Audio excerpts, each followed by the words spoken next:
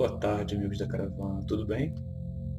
Meu nome é Márcio Lira, muitos aqui já me conhecem, né? Mas eu sei que aqui na caravana virtual temos algumas pessoas novas. Sejam bem-vindos, né? Essa é a minha primeira palestra, minha primeira exposição virtual, né? Eu peço perdão aos problemas técnicos aqui, questões de som e, bem, espero que aproveitem, né? Que eu pude trazer hoje como o tema direcionado, né? Que o Alexandre disponibilizou, né, para mim, que é o temor à morte, né? Tema maravilhoso, né, para falar nesse período, mas perdão, é uma brincadeira, mas sim, é um tema muito importante, é um tema muito bom. E por mais que possa parecer estranho estar em dois livros, né, é isso mesmo, do Livro dos Espíritos, que foi o primeiro livro, ele traz duas perguntas, e essas perguntas tomam uma força maior no céu e inferno, onde nós temos mais tempo para poder falar sobre o assunto. Então, sem mais delongas, porque o tempo é curto, né? Eu queria começar trazendo já algumas questões. O pessoal que me conhece já da caravana sabe que eu gosto de fazer a gente pensar um pouco fora da casca, né? Então, vamos começar com simples perguntas, né? E a pergunta, na verdade, é para que todos nós possamos pensar um pouco na lógica dessas perguntas. Teria lógico perguntar para um pedreiro, né, qual a fórmula química do antimônio? Ou, né, quem sabe para um biólogo, é, qual a proporção para se fazer um concreto para utilizar numa viga média? Ou então para uma costureira, eu perguntasse o que são telômeros? Porque costura de vez em quando, aqui costurologia pode até saber, né? Mas quem cuja profissão já é costureira de algumas décadas, eu acho meio difícil que cada um, né, saiba essa resposta aí dentro da que foi perguntado. E ainda temos mais um assunto para trazer nessa exposição de hoje, né? Afinal de contas, o que um ovo caindo tem a ver com nossas crenças, né? Então, vamos lá. Para começar, eu queria fazer uma pergunta, né?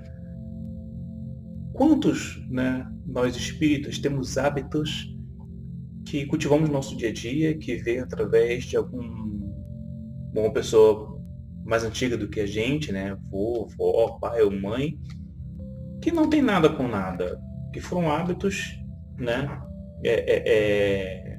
fora, claro, né, o tradicional, manga com leite faz mal, né, mas para os espíritas principalmente, né, sabemos que o espiritismo não tem ritualísticas, não tem símbolos, mas tem espírita que tem mania de fazer sinal da cruz quando passa na frente de cemitério? E por quê? Né? O que seria o sagrado ou não sagrado para o espiritismo, já que o espiritismo não tem sacramentos, não é verdade? Bem, eu queria começar então trazendo a primeira pergunta para a gente iniciar, né, esse vídeo. E a pergunta, né, que vem do Livro dos Espíritos, pergunta 941, para muitas pessoas o temor da morte é uma causa de perplexidade. De onde lhe vem esse temor, tendo elas diante de seu futuro? Né? Somos espíritas, a nossa base, a crença base é a reencarnação.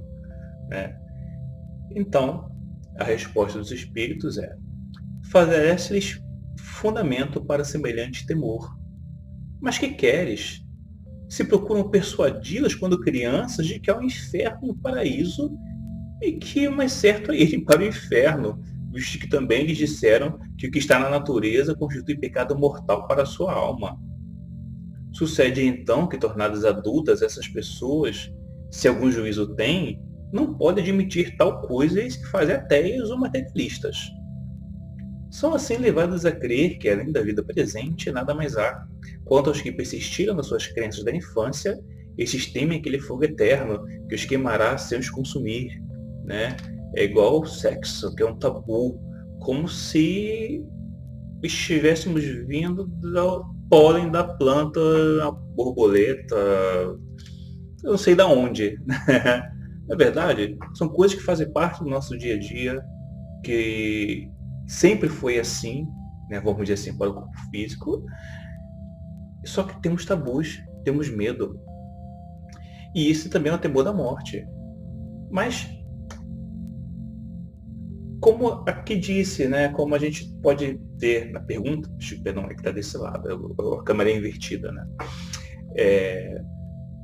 Tem lógica, mas vivemos numa sociedade que trouxe essas ideias, né? Ela se fundamentou na ideia de que você morreu, acabou, então você tem que fazer o possível agora, porque ou você vai para o céu ou para o inferno. Só que você falar de sexo é pecado, né? Se você fazer sexo fora do casamento é pecado, se você não comungar é pecado, se você não falar com o pai é pecado, e por aí vai. Então é muito mais provável que você fosse para o inferno, né, do que fosse para o céu dentro dessa teologia imposta. Mas estamos aqui para poder compreender um pouco melhor. E aqui, na verdade, né, a pergunta já parte da lógica que somos espíritas. Compreendemos que isso aqui, na verdade, por exemplo, o que vocês estão vendo aqui é o corpo chamado Márcio. O eu de verdade, quem eu sou um espírito imortal, que já veio de várias vidas, né, como a gente chama de vidas, né, de várias encarnações, de vários momentos. Estou nesse momento agora, vestindo esse corpo, vamos dizer assim, chamado Márcio, e teremos umas outras infinitas ainda adiante, né? Até que possamos melhorar e melhorar cada vez mais. Mas assim, a gente precisa entender qual é a história do ovo e o que o ovo tem a ver com isso. Bem, a história do ovo é a seguinte. Existia uma garota chamada Helena Hartmann, que aos 11 anos de idade os pais dela se mudaram, né? Foram de uma casa para o apartamento. A mãe, muito com receio, né, de que a filha pudesse ir para o beiral da janela e acabasse caindo. E naquela época as janelas não tinham grades, né, não tinha rede de proteção, não tinha grade, não tinha nada disso. E ela arrumou um jeito, né, de ensinar para as filhas a não chegar próximo, né, à janela ali, ao beiral. E o que ela fez? Pegou um ovo, pegou as duas filhas, levou até até a janela, né, soltou o ovo lá de cima, até que o ovo se espaço no chão, as crianças vissem aquilo, e ela falou: cuidado ao que vai acontecer com vocês se ficarem no beiral da janela. E olha só, né, que triste, né, trágico, né, porque isso traumatizou tanto a Helena Hartmann, com 11 anos de idade, que ela bloqueou essa lembrança. Ela passou a ter um medo tremendo de altura, e como ela tinha bloqueado essa lembrança, ela não sabia o porquê. Até a fase adulta, ela tinha medo tremendo de altura e não sabia o porquê. Até que quando ela teve que se tratar, os psicólogos começaram a fazer uma regressão, e aí ela se lembrou, ela desbloqueou essa memória e se lembrou o que aconteceu. Se lembrando do que aconteceu, ela pôde começar a tratar. Entendeu que isso era somente um fator psicológico, entendeu qual é a origem. E vamos também trazer um pouco dessa origem aqui, né? Desse temor da morte. Vamos lá então. Primeiro temos que tirar essa ideia, né, da religião em si, que diz que só existe céu e inferno, né? Ou que a gente viveu uma vez. O Concílio de Constantinopla, no ano 553, né, resolveu rejeitar todo o pensamento de Orígenes de Alexandria, um dos maiores teólogos que a humanidade tem conhecimento. As decisões do concílio condenaram inclusive a reencarnação, admitida pelo próprio Cristo em várias passagens do Evangelho, sobretudo quando identificou em João Batista o espírito do profeta Elias, falecido séculos antes e que deveria voltar como percussor do Messias, que está em Mateus, capítulo 11, versículo 14, e a profecia está em Malaquias, capítulo 5, versículo 4. Porque os profetas e a lei tiveram a palavra até João, e se quereis compreender, é ele, né, João, o Elias que devia voltar. Quem tem ouvidos, ouça. Mateus, 11. E em Malaquias, né? E eis que eu vou enviar o profeta Elias antes que venha o grande e terrível dia do Senhor. Malaquias, né? O livro já faz parte já da Torá, né? Os livros judaicos. Ele estava falando já do profeta Elias, que era mais antigo ainda, que Elias ia voltar antes do dia do Senhor. E Jesus disse, né, que Elias voltou. Ele é o Elias que devia voltar. Agora olha só até que interessante, né? Ele não falou que o nome dele era Elias e estava se fingindo ser João. Não, o nome dele ali, nessa encarnação, era João. E ele era Elias. Aí alguns vão dizer assim, não, Márcio, mas você está tentando mudar alguma coisa, né? Vamos para mais uma passagem então. Uma passagem bem conhecida e muito legal, né? Havia um fariseu chamado Nicodemos, uma autoridade entre os judeus. E veio a Jesus à noite e disse, Mestre, sabemos que ensinas da parte de Deus, pois ninguém pode realizar os sinais miraculosos que estás fazendo, se Deus não estiver com ele. Em resposta, Jesus declarou, digo-lhe a verdade, ninguém pode ver o reino de Deus sem não nascer de novo. Perguntou Nicodemos, como alguém pode nascer sendo velho? É claro que não pode entrar pela segunda vez no ventre de sua mãe e renascer. E respondeu Jesus, digo-lhe a verdade, ninguém pode entrar no reino de Deus se não nascer da água e do Espírito. O que nasce da carne é carne, mas o que nasce do Espírito é Espírito. Não se surpreenda pelo fato de eu ter dito, é necessário que vocês nasçam de novo. O vento sopra onde quer, você o escuta, mas não pode dizer de onde vem e nem para onde vai. Assim acontece com todos os nascidos do Espírito. E perguntou Nicodemos, como pode ser isso? E disse Jesus, você é mestre de Israel e não entende essas coisas? Em João capítulo 3, versículo de 1 a 10, a gente vê que na verdade Nicodemos, né, era autoridade entre os judeus. Sabemos, judaísmo, né, é a religião da época. Então ele era uma autoridade entre os judeus, deveria saber essa resposta, né, como pode um homem nascer de novo? Primeiro, se João Batista era primo, né, de Jesus, fazia o batismo dele longe, né, o que ele tem a ver com o judaísmo, né, com o que era pregado dentro das sinagogas? Nada.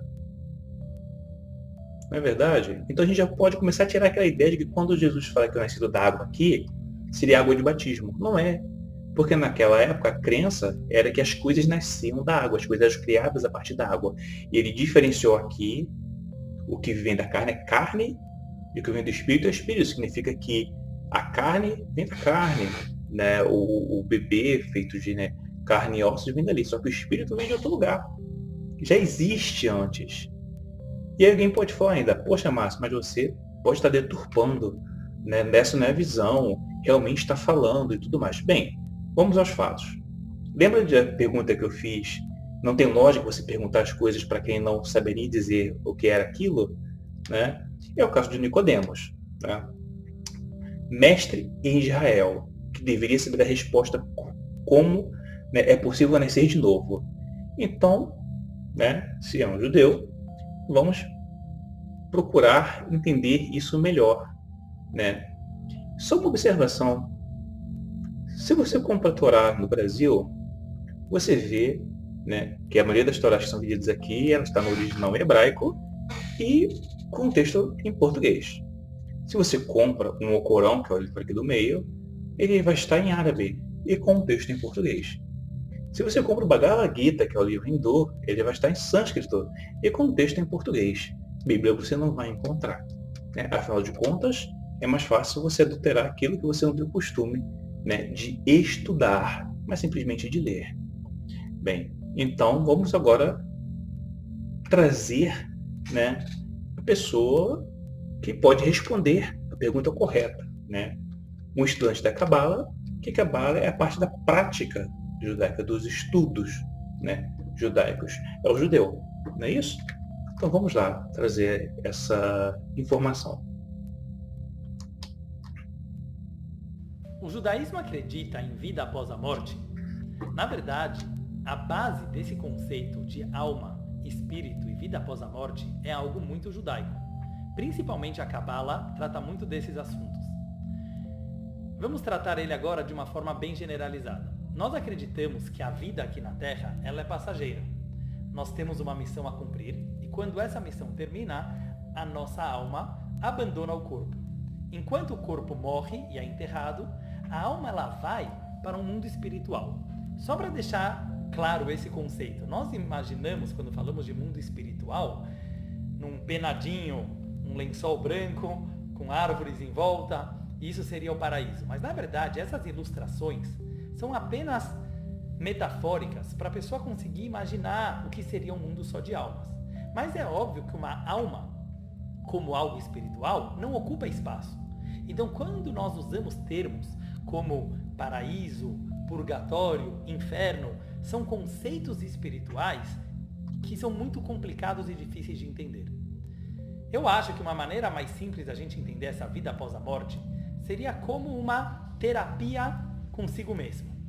Depois que a pessoa viveu, aproveitou desse mundo, realizou ou não a sua missão que estava destinada a ele, ele finalmente vai e faz uma terapia com o âmago do seu ser. Imagina que uma pessoa descobre quem ele é de verdade, quais são os seus dons, suas verdadeiras qualidades, toda a profundidade da sua vida. Nesse momento, pode ser muito doloroso ou muito prazeroso, depende de como você viveu a sua vida. Uma pessoa que aproveitou o máximo do seu potencial vai ficar muito feliz em descobrir isso. Ao mesmo tempo que uma pessoa que desperdiçou o seu potencial vai passar por um momento de descoberta muito doloroso. Mas depois dessa dor, ele também vai aproveitar do paraíso. Por essa razão, o judaísmo não acredita no conceito de inferno como um castigo ou como uma praga para alguém que não se comportou direito. Deus não precisa castigar ninguém, muito menos se vingar de ninguém. Nós sim acreditamos no mundo de almas, muito difícil de imaginar como funciona esse mundo de almas, mas com certeza é algo benéfico para a pessoa. Com certeza é um processo que a alma passa para ela sentir o verdadeiro prazer. Além disso, o judaísmo também acredita na reencarnação. Isso significa que uma mesma alma, ela pode voltar para o mundo várias vezes, até ela completar a sua missão final. Por isso, muito provavelmente, nós aqui presentes, somos pessoas que já vivemos vidas anteriores. E por essa razão, temos às vezes alguns presságios de coisas que vimos e não nos lembramos de onde. A Cabala explica que a nossa alma ela volta no mundo até ela realizar completamente a sua missão. Então, tanto o conceito de encarnação como vida após a morte, eles são sim conceitos bem judaicos. Muito bom, na verdade. E isso é algo que eu sou a favor, né, os nossos amigos que sabem disso. Se tem alguma dúvida em relação a alguma religião, procure diretamente a religião para que você tenha a informação de forma, né, original. Bem, e continuando, né, nosso trabalho, será que isso ajudou a gente a curar esse trauma? Helena Hartmann, por exemplo, olha só que interessante, ela virou montanista, virou alpinista, depois que conseguiu superar esse trauma. Será que conseguimos mudar a nossa mente? Será que, como Gandhi, né, disse, quem venceu o medo da morte venceu os outros medos? Será que vamos conseguir chegar a isso? Sim, né? E é muito fácil, mas depende de cada um mudar a si mesmo, né? Mudar pouco a pouco. No item, né, 4 do livro Céu e Inferno, está escrito, né? Para libertar-se do temor da morte, é misto e poder encará-la sob o seu verdadeiro ponto de vista, isto é, penetrando pelo pensamento no mundo espiritual, fazendo dele uma ideia tão exata quanto possível, o que denota da parte do espírito encarnado um tal ou qual desenvolvimento e aptidão para desprender-se da matéria. No espírito atrasado, a vida material prevalece sobre a espiritual, apegando-se às aparências. O homem não distingue a vida além do corpo, esteja embora a alma a vida real, aniquilando aquele que se lhe afigura pedido desesperador. Se ao contrário, concentrarmos o pensamento não no corpo, mas na alma, fonte da vida, ser real a tudo sobrevivente, lastimaremos menos a perda do corpo, antes fonte de misérias e dores. Para isso, porém, necessita o espírito de uma força só adquirível na madureza, ser maduro. O temor da morte decorre, portanto, da noção insuficiente da vida futura.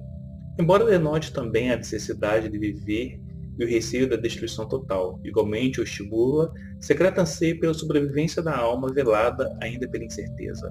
Esse temor decresce à proporção que a certeza aumenta e desaparece quando esta é completa. A compreensão do nosso dia a dia, da nossa vida eterna, não é verdade? Não dependendo da felicidade futura do trabalho progressivo na Terra, a facilidade com que se acredita adquirir essa felicidade por meio de algumas práticas exteriores e a possibilidade até de comprar a dinheiro sem regeneração de caráter e costumes, dão aos gozos do mundo o melhor valor. Mas de um crente considera em seu foro íntimo que é assegurado o seu futuro pelo preenchimento de certas fórmulas ou por dádivas póstumas que nada o privam. Seria supérfluo impor sacrifícios ou quaisquer incômodo por outrem, uma vez que se consegue a salvação trabalhando, cada qual por si. Seguramente nem todos pensam assim, havendo mesmo muitos e honrosas exceções. Mas não se poderia contestar que assim pensa o maior número, sobretudo das massas pouco esclarecidas, e que a ideia que faz nas condições da felicidade do outro mundo não entretém o apego aos bens deste, acoroçoando o egoísmo. Às vezes a gente fala, né, que não adianta você ser só cristão no dia que você tem que ir para a igreja, falando das outras religiões. Mas isso é válido, é claro, também para os espíritas. O que adianta você vai numa reunião, né, na casa espírita, chega lá, oi, tudo bem, meus irmãos, escuta a palestra, a palestra é linda, fiquei pensando, tomar água frutificada e acabou. Não é verdade? Então, isso acontece em todos os lugares e é aí que nós temos que dar a devida atenção, procurar fazer isso parte de nós de verdade, parte do nosso ser íntimo, né? E nós precisamos sim compreender isso da melhor maneira possível, para que não possamos, como posso dizer assim, para que nós possamos modificar nossos padrões de vida e de pensamento, né? É um trabalho muito importante.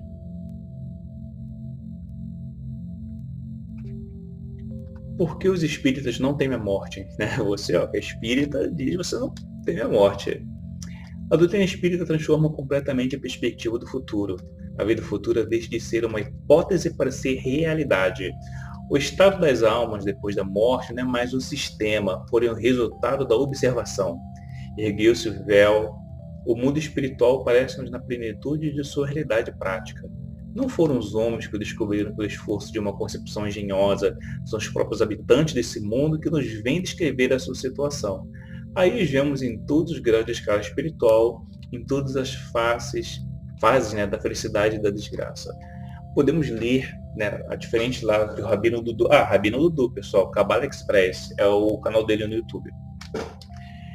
Diferente do que o Rabino Dudu disse, os espíritas temos conhecimento de como funciona o mundo espiritual, porque nós temos os próprios relatos, né, de quem trouxe para a gente essas informações.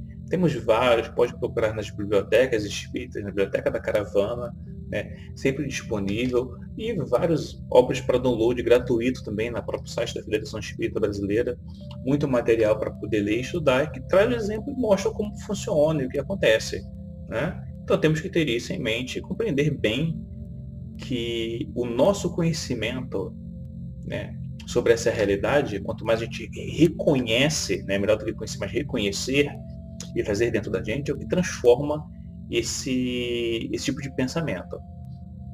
A outra pergunta, né, que estava lá no livro, que está no Livro dos Espíritos, a pergunta 942, diz o seguinte: pessoas não haverá que achem tanto banais esses conselhos para ser feliz na Terra, que neles vejam que chamam lugares comuns, sadistas verdades, e que digam que, afinal, o segredo para ser feliz consiste em saber cada um suportar a sua desgraça?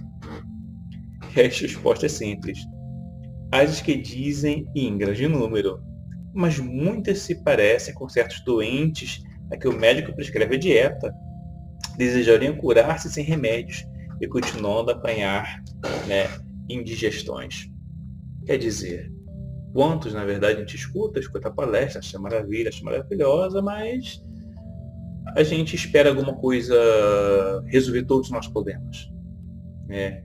A água fluidificada, que é um tratamento, né, era como se fosse, vamos, né, relacionar assim, como remédio para dor. Você não resolveu a real causa da sua dor, né? O problema que te fez ter dor. Você tem dor porque tem pressão alta? Você tem dor porque está machucado? Porque teve alguma digestão? O fígado não está bom? Ele parou com a dor. Você tem que tratar. Então o conhecimento que é passado nas exposições, nas palestras e nos livros é o que tem que ser absorvido por vocês. Porque é isso que vai modificar, né? Que vai fazer com que nessa relação, né, essas doenças não aconteçam mais e realmente você esteja curado. E tem, né, uma lembrança que eu posso trazer, né, porque alguns vão falar sobre a questão do suicídio. Você não tem que ter minha morte, tem que me suicidar, né, eu vou fazer qualquer coisa contra mim, eu posso procurar morrer? Não, isso é claro, você não pode procurar morrer, né? A morte é o suicídio. E suicídio, diferente do que muitos acham, eu não acredito que o espírita ainda acha isso, ou o espiritualista ainda ache isso, né? Que o suicídio só seria uma pessoa que coloca a arma na cabeça ou pula de uma ponte. Vamos ver no dicionário, né?